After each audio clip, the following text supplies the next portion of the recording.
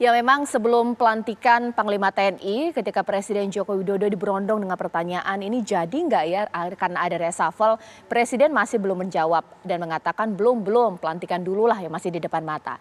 Tapi memang banyak sekali pihak-pihak yang sudah mulai membaca banyak faktor yang bisa menjadikan alasan bahwa reshuffle sebentar lagi akan terjadi. Mulai dari pensiunnya Marsikal TNI Hadi Cahyanto yang dikatakan nggak mungkin lah punya jabatan nganggur. Maksudnya saya adalah bahwa tidak mungkin tidak ditawarkan jabatan. Atau juga PAN yang belum kita tahu ini sebenarnya ada jatah menteri atau tidak ya. Itu akan saya bahas di malam hari ini. Sudah hadir seluruh narasumber saya di studio TV One di sini mulai dari Mas Pangi Syarwi. Selamat malam, assalamualaikum. Waalaikumsalam. Pengamat politik kita di sini, bahkan juga Mas Owi di sini, Mas Ahmad Badlowi. Selamat malam, assalamualaikum. Waalaikumsalam Caca. Saya juga telah tersambung dengan Mas Viva Yoga yang sudah saya bisa sapa ini di malam hari ini. Mas Viva Yoga, selamat malam, assalamualaikum. Selamat malam Mbak Caca, assalamualaikum seluruhnya.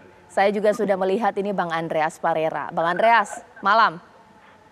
Malam Caca, malam kawan-kawan semua. Baik, mungkin sebelum saya ke narasumber saya, mungkin terlebih dahulu saya ingin ke Bang Andreas terlebih dahulu. Bang Andreas, sebenarnya sedari awal ketika PAN sudah mendekat ke pemerintahan Jokowi ini kan serta-merta publik langsung melihat nggak mungkin lah mendekat tanpa ada hal yang akan diberikan. Memang tidak serta-merta seperti itu, tapi sudah pasti biasa terjadi jabatan menteri. Tapi toh belum juga. Kemudian ini Marsikal TNI Hadi Cahyanto sebentar lagi ini akan pensiun. Nah, dua hal ini sudah cukup kuat tidak sih bahwa kayaknya nih dengar-dengar suaranya mau ada reshuffle ini. Bagaimana Bang Andreas? Ya, reshuffle itu biasa dilakukan kalau kita lihat. Karena ada hal yang urgent. Yang urgent yang berkaitan dengan jalannya proses pemerintahan. Nah, di situ tentu biasanya berkaitan dengan ya tentu kinerja dari para menteri yang harus dievaluasi, kemudian ada pertimbangan-pertimbangan khusus yang dinilai oleh Presiden perlu ada pergantian. Nah, bisa juga reshuffle itu karena ada perlu ada keseimbangan di dalam komposisi misalnya dari partai-partai pendukung. Nah, kalau kita lihat sekarang, memang alasan-alasan itu sebenarnya praktis tidak cukup kuat gitu. Nah, cuma yang kalau saya perhatikan, kalau kita lihat di sini bahwa ada hal-hal yang mungkin perlu menjadi pertimbangan, terutama melihat dalam perkembangan 2 tahun ke depan. Kalau kita lihat tahun depan itu sudah masuk tahun politik. Dan tahun politik ini tentu kita juga perhatikan bahwa ada beberapa menteri yang mempunyai kecenderungan atau sudah mempunyai minat untuk maju dalam proses kampanye Pilpres dan kemudian yang sudah melakukan gerakan-gerakan untuk memulai menuju 2024. Tentu ini akan memerlukan konsentrasi lebih sehingga ini dia akan mengganggu kerja dan kinerja mereka di kabinet. Nah, ini saya kira perlu menjadi pertimbangan Presiden untuk lebih cepat kalau dilakukan reshuffle dan sekarang ini ketimbang nanti ke depan. Tapi kalau argumentasinya hanya untuk memasukkan orang, saya kira tidak cukup kuat gitu. Dalam arti bahwa hanya karena perlu orang ini masuk kemudian harus melakukan reshuffle. Saya lihat di sini dalam hal ini bukan gaya Pak Jokowi juga gitu. Yeah. Nah, oleh karena itu saya kira mungkin pertimbangan-pertimbangan yang tadi itu kalau memang itu terjadi yang berkaitan dengan evaluasi kinerja, kemudian berkaitan dengan pertimbangan untuk 2 tahun ke depan, perlu ada fokus lebih dari para pembantu Presiden ini, ya mungkin saja itu bisa terjadi dalam reshuffle ini. Baik, mungkin sekarang saya ke Mas Viva Yoga. Nah, kalau dari apa yang dijelaskan oleh Bang Andreas, belum terlalu kuat ya untuk alasan tadi untuk memasukkan 1 orang jabatan menteri. Wah, berarti kalau PAN sudah merapat ke kabinet ini belum tentu dapat menteri ini. Wah, sayang banget ini kalau saya bilang. Ini bagaimana, Mas Viva Yoga? Ya, PAN sudah menjadi bagian dari partai koalisi pemerintah dan PAN saat ini juga terus bekerja untuk membantu program-program pemerintah untuk mensukseskan program pemerintah, terutama dalam hal pemulihan ekonomi nasional dan pencegahan COVID-19. dan PAN menghormati setiap keputusan dari Pak Presiden karena itu sudah dijamin di Undang-Undang Dasar 45 pasal 17 bahwa itu adalah merupakan hak prerogatif Presiden. PAN sangat menghormati, menjaga etika, menjaga moral politik agar tidak masuk pada wilayah itu. Apapun itu Mbak Caca, PAN telah membuktikan akan terus berkomitmen untuk membantu mensukseskan program-program pemerintah. Soal posisi, komposisi di kabinet dengan berbagai dasar pemikiran dan analisis dari pakar dan di internal partai koalisi, itu ya boleh-boleh saja, tetapi semuanya kami serahkan kepada Bapak Presiden. Tentunya Pak Presiden pasti memiliki pertimbangan-pertimbangan khusus, pertimbangan-pertimbangan strategis dalam menentukan arah dan kebijakan menyangkut soal para pembantunya yang ada di kabinet. Karena kabinet ini terus berjalan menjelang pemilu 2024 harus dapat meningkatkan kinerjanya. Oleh karena itu, apapun persoalan yang terjadi, kami sangat menghormati setiap keputusan Bapak Presiden. Baik, Mas Owi, kalau saya membaca dari bagaimana masyarakat melihat bahwa politik itu nggak ada makan siang gratis. Memang mungkin bahwa loyalitas itu terjadi tanpa ada iming-iming diikat dengan jabatan menteri. Misalnya P3, nggak punya menteri di kabinet. Gimana? Ayo coba, bagaimana Mas Owi? Jadi dalam politik kaitannya dengan reshuffle itu bukan sesuatu yang haram ya. Bisa saja melihat dinamika politik yang berkembang di lapangan ataupun kebutuhan-kebutuhan terkait dengan capaian target dari pemerintah. Persoalan figurnya siapa tentu Presiden memiliki pertimbangan, termasuk mengakomodasi partai apa itu tergantung dari Presiden.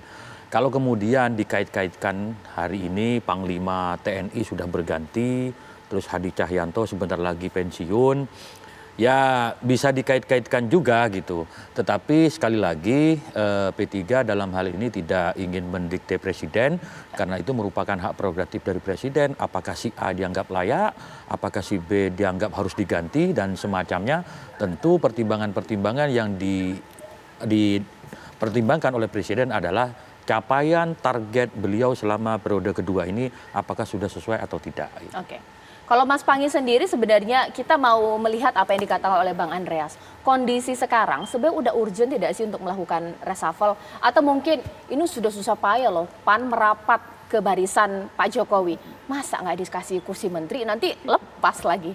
Iya Mbak Caca. Nggak merapat lagi bagaimana? Ya urgen ya tergantung Presiden kebutuhan atau tidak. Yang kedua PAN ini kan sudah sangat bersabar luar biasa ya. Artinya mendukung ya saya lihat sudah sangat luar biasa gitu mendukung pemerintahan tanpa kursi tentu.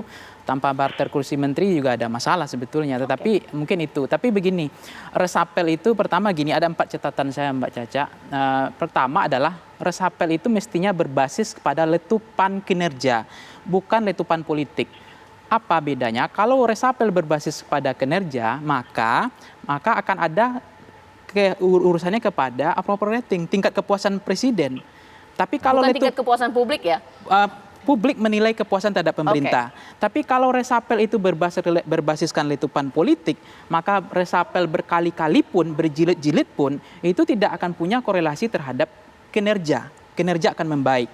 Maka sebetulnya pintu masuk resapel dari mana? Kan ada asumsi sekarang Mbak Caca bilang pintu masuknya adalah lewat karena ada Panglima yang pensiun. Ya, kemudian ada soal ini oposisi sudah PAN ingin bergabung tapi Menteri belum. PAN sudah bergabung. Kemudian soal ini momentumnya sudah pas karena 3 tahun lagi, 2,5 tahun lagi nggak mungkin resapel. Karena begini, tantangan Menteri ke depannya berat. Pemulihan ekonomi, soal kebinekaan, demokrasi, soal masalah infrastruktur, soal intoleransi, soal bagaimana membangun keindonesiaan, ini tantangannya berat menteri kita ke depan. Sehingga mungkin momentumnya dianggap pas. Tetapi berdasarkan yang kedua gini Cak, berdasarkan hasil survei Voxpol itu data itu walaupun Juli ya bisa dikoreksi nanti, mungkin sekarang bisa berubah.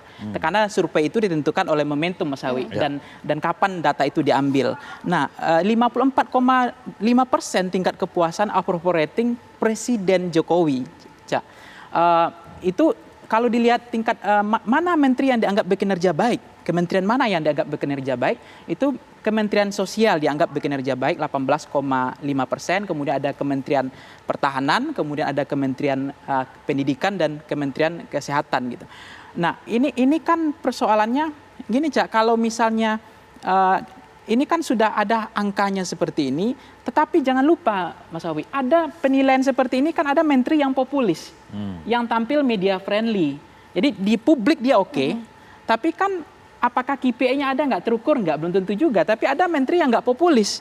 Nah, harus hati-hati juga untuk mengganti menteri ini. Maka poin menurut saya, jangan sampai ini gegabah juga, harus hati-hati. Prinsip ada menariknya Pak Jokowi ini, positifnya begini. Beliau ini kan sudah, ritme beliau itu kuat sekali. Bahkan mohon maaf, dia ke luar negeri saja, itu 2 tahun terakhir baru kemarin itu hanya untuk mencari anggaran untuk ibu kota baru. Artinya kunjungan ke NTT, ke NTB, jadi ritme akselerasi kerja ke daerah luar biasa. Nah, mampukah menteri-menteri ini mengimbangi kinerja beliau? Nah, itu kan menjadi tantangan. Wal itu positif bagi saya gitu. Tetapi kelemahan Presiden Jokowi adalah ada inkonsistensi. Misalnya begini, dulu narasi yang dibangun kan adalah membangun kabinet ramping ya, tapi ada wakil menteri. Kemudian zakon kabinet ahli, yaitu ada komposisi direct man and direct priest. Tapi sekarang banyak yang nggak ahli, ini juga masalah. Karena kemampuan mereka mengatasi masalah problem fundamental di kementerian itu agak tidak ada terobosan. Agak kelihatan kaku dan bingung ketika dihadapi dengan kondisi pandemi kemarin. Nah, yang ketiga semestinya, ya menurut saya, selain direct man and direct priest, ya dulu kan Presiden juga ngomong tidak boleh rangkap jabatan. Nah sekarang mohon maaf, jangankan rangkap jabatan sebagai ketua umum partai, ini ada yang berbisnis menterinya gitu.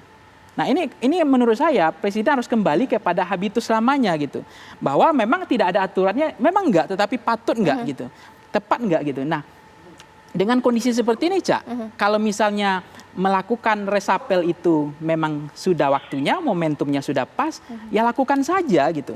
Kalau memang sudah pas. Tetapi kalau kemudian hanya politik akomodatif, power sharing, bagi-bagi kue, ini pesta yang mau dibagi-bagi, saya pikir pintu masuknya nggak pas.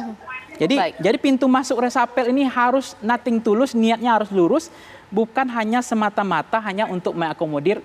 Kalau soal PAN tadi saya pikir nggak ada masalah ya, karena memang no freelance dalam politik, gets what, where and how, bicara apa, dapat apa dan bagaimana. Nggak mungkin orang bergabung ke koalisi tanpa ada barter kursi menteri, Cak. Gitu. Baik, ya nanti saya masih akan mau memperdalam statement dari Mas Pangi di sini bahwa PAN sudah cukup bersabar ini. Apakah benar demikian atau jangan-jangan ini bahwa kesabaran ada batasnya, kalau nggak dikasih juga jabatan menteri di akhir tahun ini, wah kesetiaannya pun kemudian bisa digoyahkan dengan tidak ada jabatan menteri. Saya tidak tahu. Nanti saya akan tanya kepada Mas Viva Yoga usai jeda berikut.